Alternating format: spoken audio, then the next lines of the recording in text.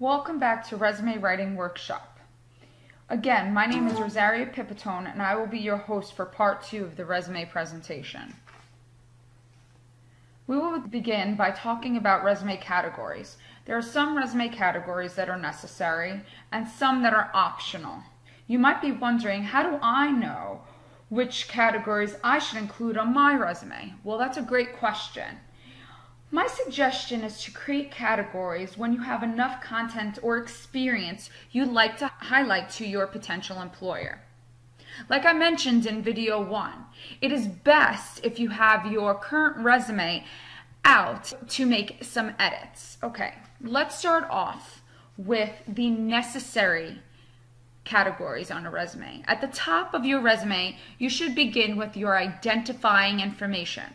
This includes your name, bolded in 16 to 20 point font, your address, professional email, phone number, professional URL, if you have one, and a professional LinkedIn profile if you have one.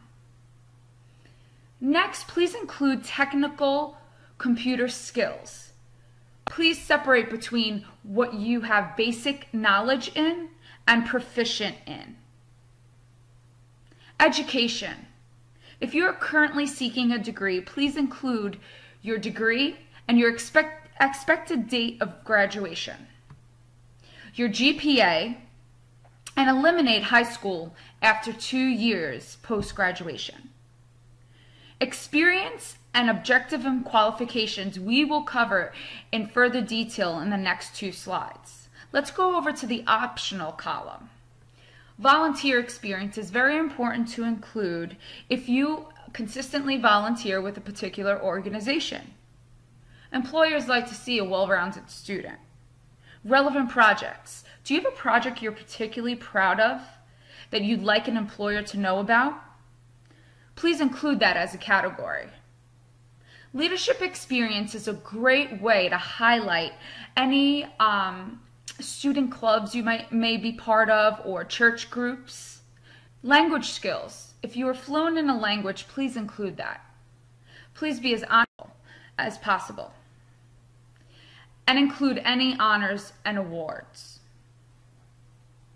So which one should you include? Objective or summary of qualifications?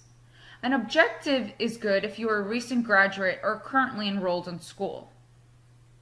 Please try to make objectives as tailored as possible and include your position, the field industry you're applying for, the skills that you could bring to the employer, and the company you are applying for.